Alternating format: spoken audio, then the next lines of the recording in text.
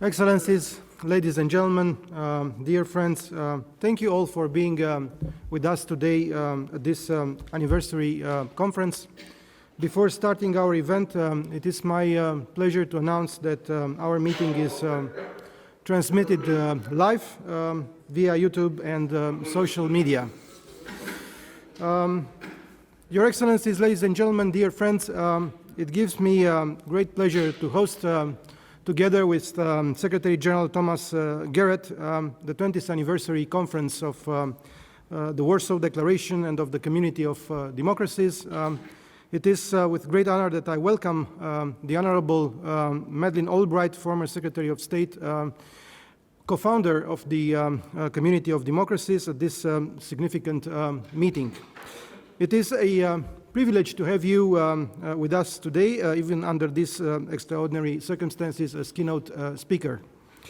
I am particularly happy that our discussion earlier this year at the Munich conference becomes reality today, as we reaffirm our special gratitude to your pioneering work in the founding of the Community of Democracies. We are looking forward for your meaningful insights. I also extend our warm welcome to the UN High Commissioner for Human Rights, Mrs. Michelle Bachelet, and to the EU Commissioner for Values and Transparency, Mrs. Vera Jourova, for joining our very important discussion today. I welcome and I'm very pleased that representatives from civil society and other partner organizations will also share their perspectives during this high-level event. At the moment when Romania took over the presidency of the Community of Democracies last September, we were envisioning a very different event for marking this anniversary. Unfortunately, the unprecedented challenges posed by the COVID pandemic have not only prevented us from reuniting in a plenary ministerial meeting in Bucharest, but at points have also put to the test the very concepts on which our societies and community are built. Thus, we have learned once again the lesson that multidimensional crises cannot be solved by one state alone, but only through international cooperation and solidarity. During this past month, Romania took a bid on multilateralism, on responsibility and empathy. It was the first country to host a common European reserve for emergency medical equipment, for distributing medical supplies to countries in our neighborhood and beyond. We have also offered bilateral support packages and medical staff to countries such as the Republic of Moldova, Italy, United States, and soon to Ukraine. 20 years ago, the 19 principles of the Warsaw Declaration brought together 106 governments at different stages on their democratic path, nevertheless animated by the same democratic ideal. These principles, expressing fundamental and universal values, have withstood the test of time. Back then, Romania was not yet a member of NATO or of the European Union, but was seeking to strengthen its democratic institutions and practices.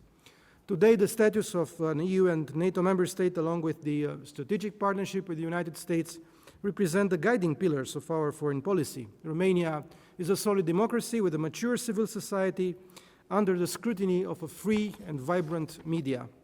Respect for the rule of law, for human rights and fundamental freedoms are values that we share with many partners and friends around the world, and of course, many of them are with us today. Dear participants, ladies and gentlemen, the COVID crisis goes beyond the sanitary dimension. Some use the pandemic window to brand false authoritarian effectiveness. Other actors point to external enemies for internal difficulties or despise liberal values and are quick to call them obsolete. Fake news, disinformation, confusion that put to question the very values of our community are more present than ever in our news feeds. And this context requires coordinated and decisive action. We must not stay cross-handed, otherwise there is no doubt that our common legacy as well as the well-being of our people could be affected. I believe we should use the momentum given by this celebration as an opportunity to focus on what we can do to prevent this sanitary crisis to become a crisis of democracy. Our democratic institutions provide us with the necessary means to combat such rhetoric and misleading narratives, while fully respecting the will of the people. Promoting accurate data on the state of play, on the rights and duties of citizens during the pandemic, should also be at the center of our efforts. Dear friends, in September 2019, Romania undertook the presidency of the Community of Democracies for 2 years. Romania put forward an ambitious list of priorities for its mandate, and we intend to fulfill our promises, including that of organizing a full-fledged 2-day ministerial conference in Bucharest in 2021. As schools are still closed across the world, while other measures of social distancing are progressively relaxed, we realize that young people are bearing the brunt of the restrictive measures imposed by the pandemic. Thus, placing youth inclusion and empowerment as a priority high on our agenda is particularly timely, and I'm glad to inform you that with the precious support of the Secretariat, Romania will organize by the end of July a virtual youth forum, which was initially intended to be organized in the margins of the 10th ministerial meeting in Bucharest. As a platform for the participation of representatives of youth-led organizations and other youth stakeholders, the forum will aim at sharing good practices among world regions regarding youth political and civic participation. We also see that the constant effort by some foreign entities of blurring the boundaries between truth and lie to sow confusion and distrust in democratically elected governments seems to have become, unfortunately, a feature of our times. That is why the Romanian presidency of the Community of Democracy will continue the series of events on countering malign foreign interference in democracies, launched a year ago with the support of the United States Agency for International Development. We intend to organize a major conference dedicated to the same topic in the near future. Dear friends, at the end of this introductory intervention, I want to reaffirm my belief that democracy is not always a triumphal march, but a marathon of adaptability, of resiliency, and a commitment to working together, a marathon which we need to win together. Over the past 20 years, the Community of Democracies has made considerable progress to fulfill its mandate. It is thus the time to weigh up these achievements, but also ponder on how the community accommodates today's realities and expectations. Thus, we should use the anniversary of the Community of Democracies as a decisive moment to reconfirm our commitment to our shared values, to take action, to recognize our strength, and work together to mend our weaknesses. As the Warsaw Declaration will continue to be a cornerstone on our path, I wish the Community of Democracies many years to come and every success in the promotion and support of democracy worldwide. I thank you all for your attention, and I'm looking forward to your valuable insights. I would like now to invite the Secretary General of the Community of Democracies, Mr. Thomas Garrett, and I use this opportunity to address our gratitude to him for the dedicated work in the service of our community, and also for the constant support offered to the Romanian presidency of the Community of Democracies. So, Thomas, the floor is yours. Thank you, Foreign Minister Aurescu. Excellencies, distinguished guests from around the world, I want to welcome you to this global gathering for the 20th anniversary celebration of the Warsaw Declaration. Foreign Minister Aurescu, let me thank you for the leadership given by Romania in its current presidency of the Community of Democracies. Your determination to honor and to promote the 19 principles of the Warsaw Declaration in this time of challenge serves as an inspiration to all of the member states. And I also want to offer my appreciation to Poland, which for 2 decades and through successive governments has been a very generous host and supporter of the Community of Democracies. And so thank you, Foreign Minister Czaputowicz. To both Romania and Poland, I want to thank you for sponsoring the series of new posters that we saw at the beginning of this event.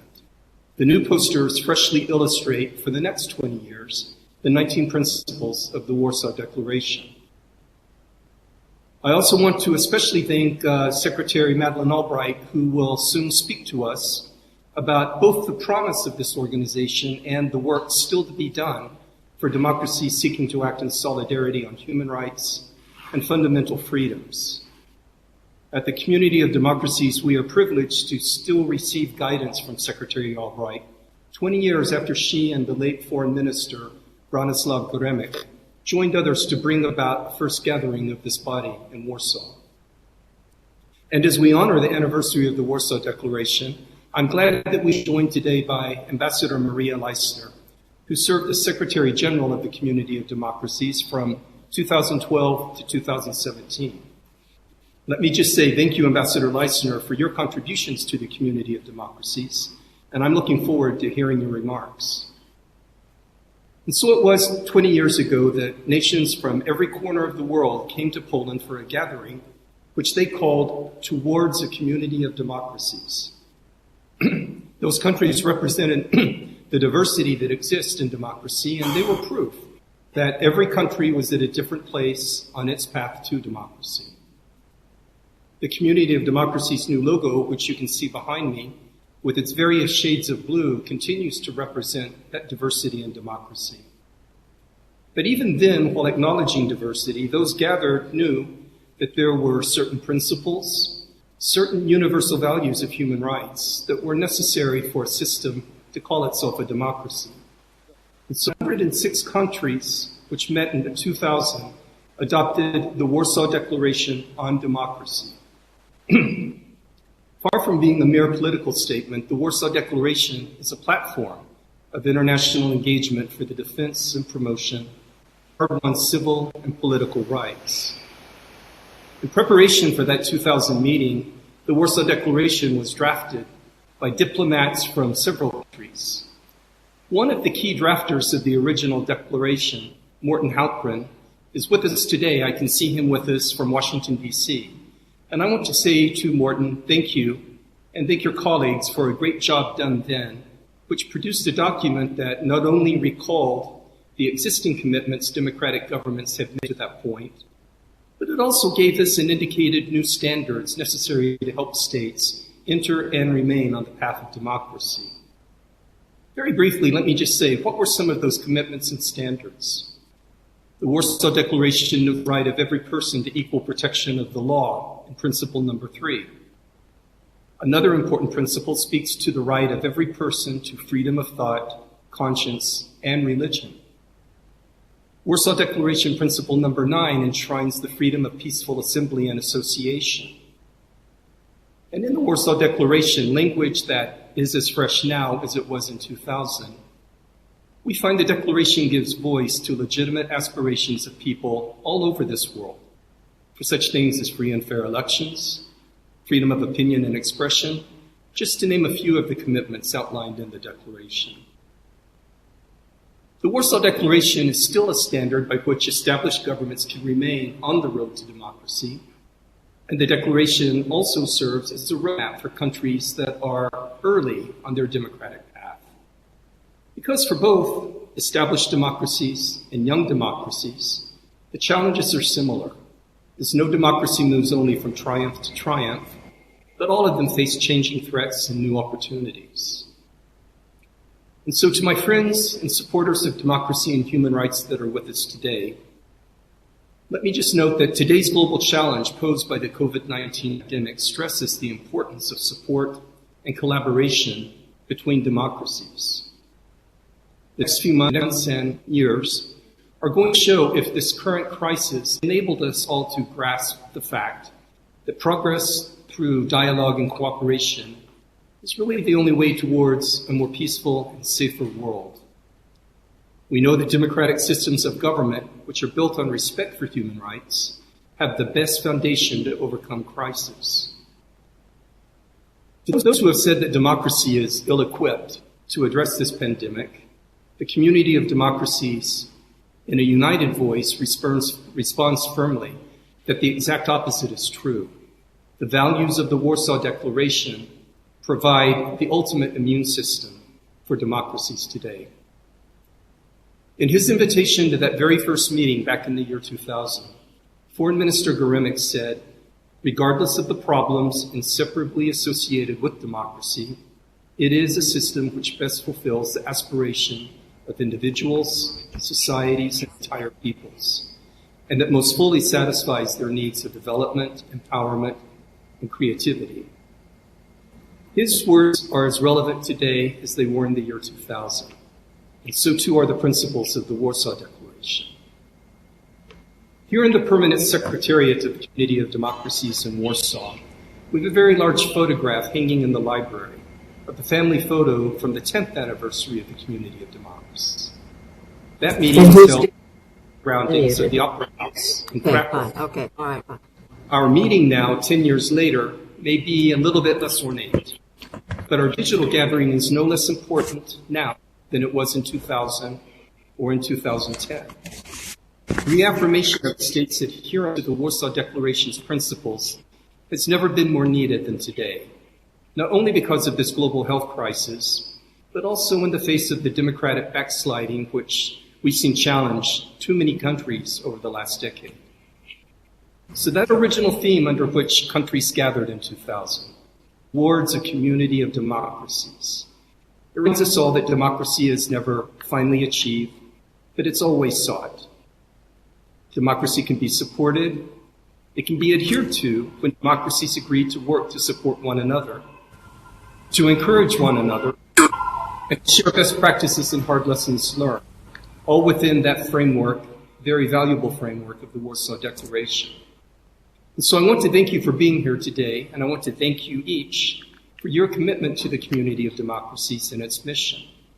And with that, I would now like to return the floor to His Excellency, Foreign Minister Aurescu. Thank you. Well, thank you so much, Secretary General, for your address and for all your efforts that made our community and makes our community stronger in pursuing our shared democratic values, which are encapsulated in the Warsaw Declaration. And I would like to reassure you once again of Romania's strong commitment to the work of our community. And now, ladies and gentlemen, I have the distinct pleasure and privilege to give the floor to our keynote speaker, the Honorable Madeleine Albright, former U.S. Secretary of State, and as you know, who was together with former Foreign Minister Geremek of Poland, the architect behind the Warsaw Declaration. So, Madam Secretary of State, please, you have the floor.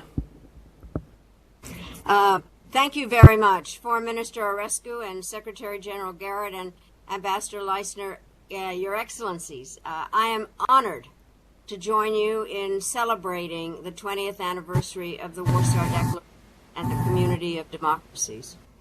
I had looked forward to traveling to Bucharest to attend this ministerial meeting.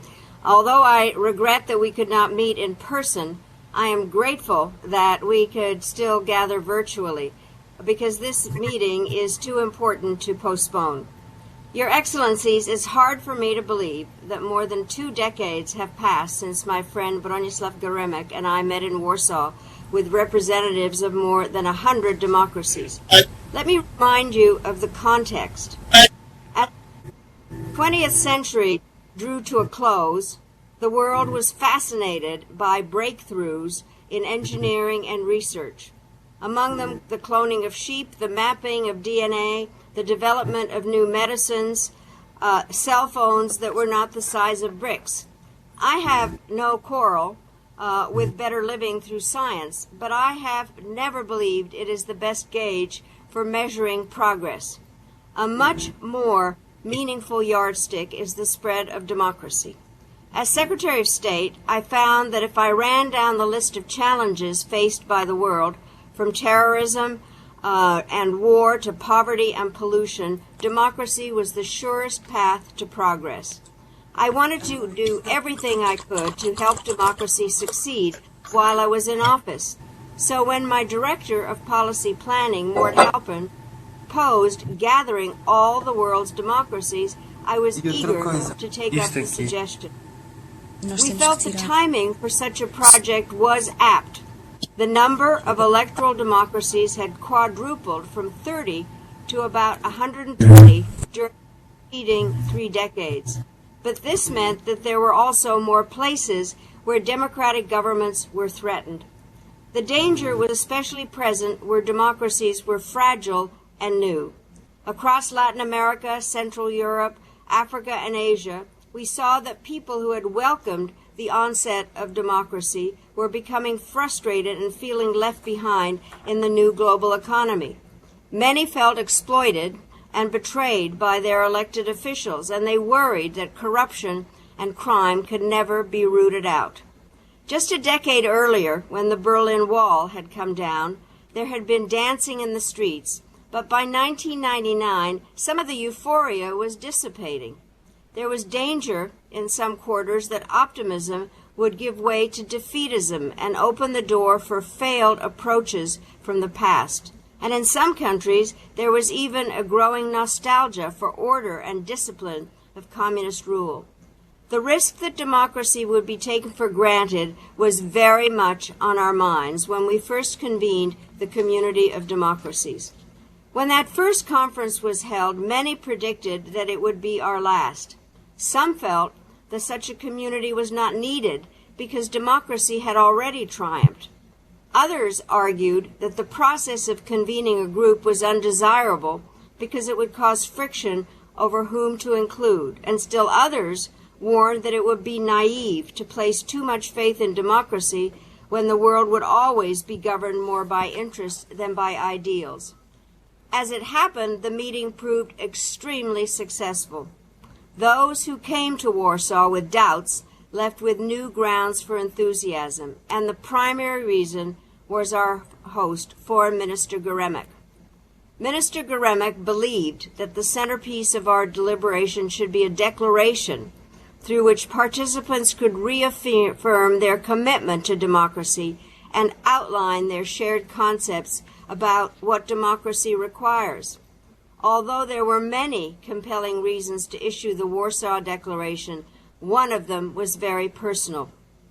For half a century, the name Warsaw had been linked to the Warsaw Pact, and Minister Geremek told me that he wanted the chance through the Community of Democracies to link the name of the city he loved with a cause truly in keeping with the history and spirit of the Polish people. In addressing the conference, Minister Geremek spoke to us from his own life experience concerning the value of freedom and also its fragility. In his welcoming remarks, he declared, and I quote, that the emergence of democracy was the most important development of the 20th century, unquote.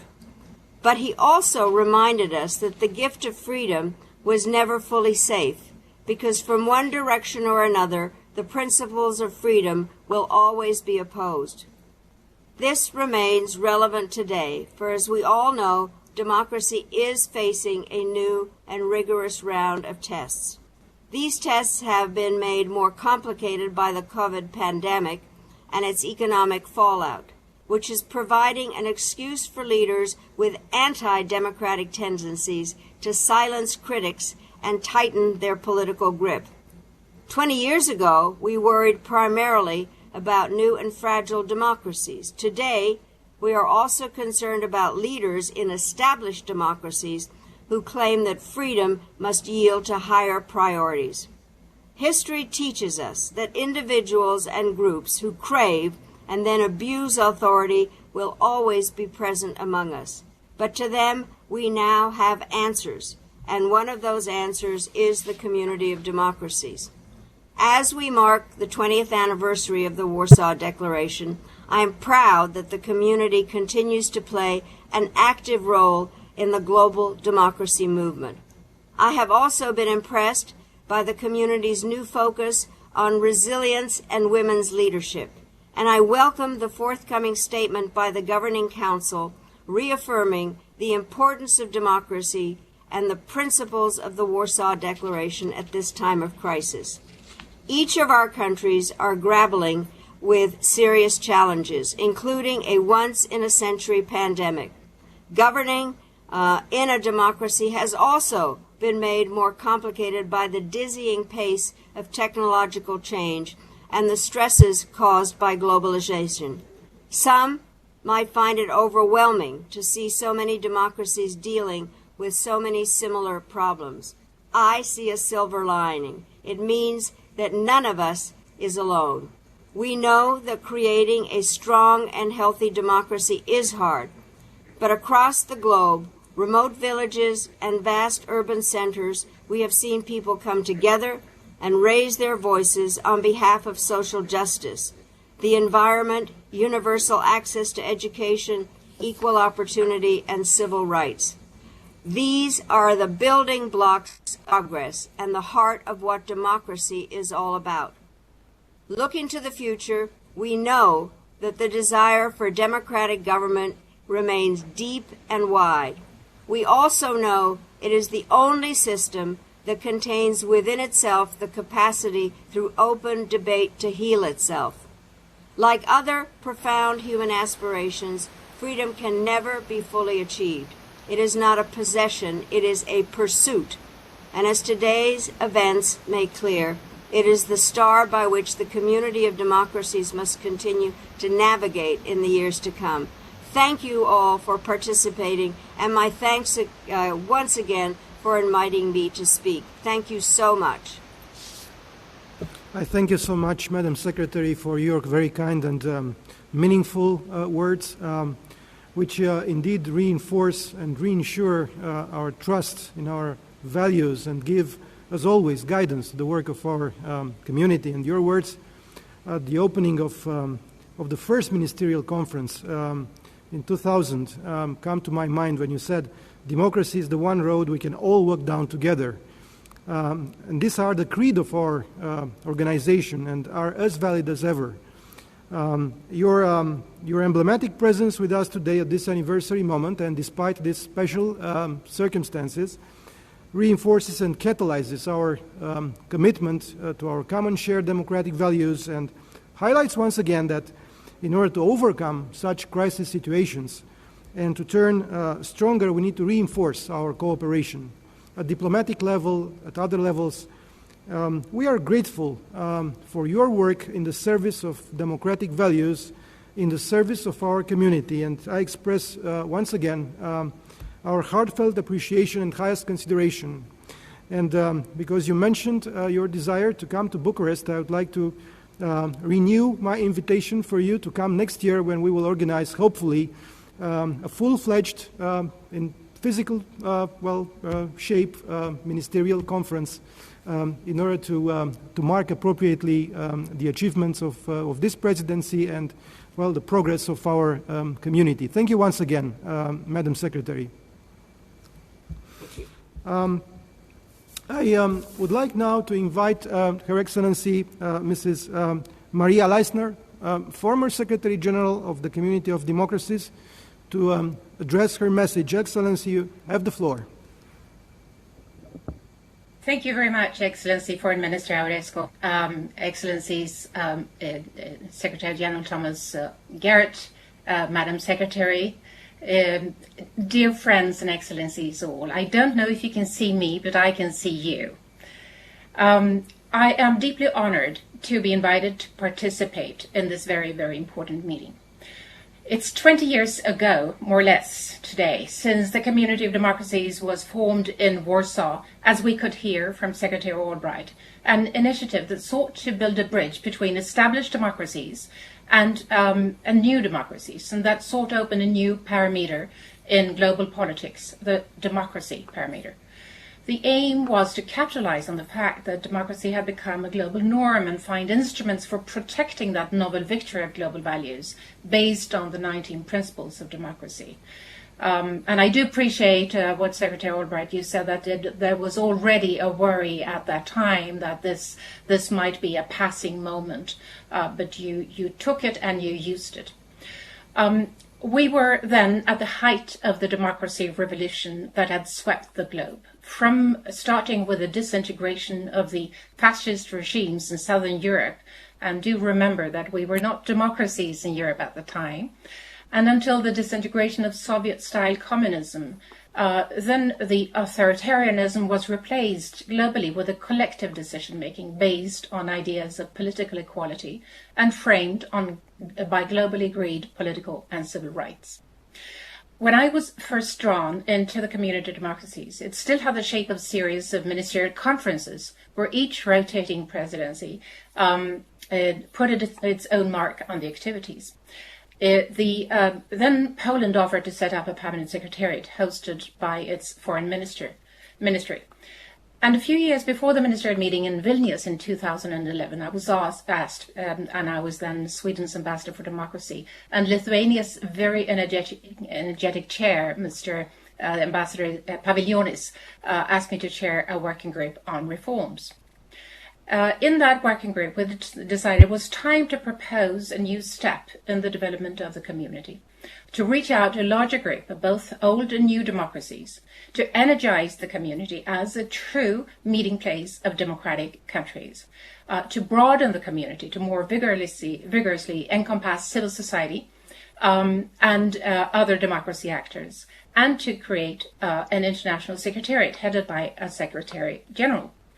I wish to particularly mention that this package would not have been possible neither to craft nor to realize had it not been for Morten Halprin, whom I'm very happy to see here among us today, one of the architects on the US side when the community was first established. After the reforms were adopted, I was asked to head the new permanent secretariat, and I came to stay for 5 very eventful and gratifying years, and I wish to extend a deep, heartfelt thank you for that possibility.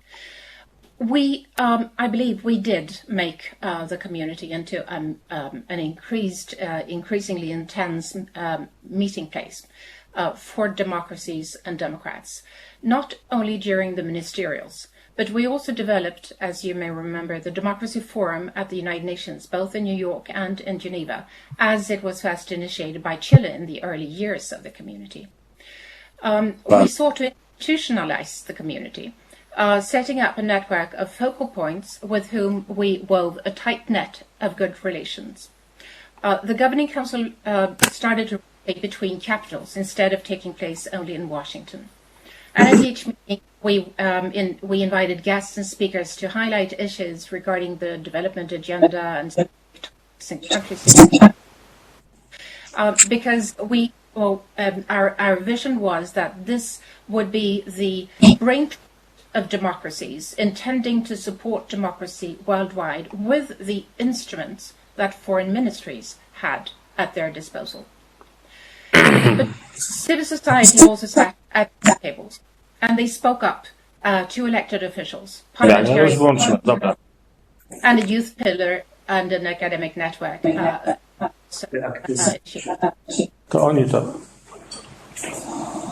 bringing people together to share experiences, trainings for young people on new technology for democracy, and trainings for women, and many other programs. I'm deeply grateful for those years when we still had the democracy winds with us, and we were able to push the agenda forward. We were able to transform the community of democracies from a series of conferences to an almost fully fledged multilateral organization. Today, however, 20 years later, democracy as a global is challenged. Multilateral cooperation, whose spine has always been democracies, is increasingly challenged, and various conflicts takes its place. And so there is a greater need than ever for a meeting place of democracies and democrats. We need to meet, we need to bond, we need to refine our tools to again make democracy an unquestioned global norm. And Tom, you must have a more important work than ever. I deeply admire your efforts, and I wish you all the best with the coming years. Honored chair and incoming chairs, you have a most challenging and inspiring task to bring the community of democracies against the global wind to its 3rd decade, more needed than ever.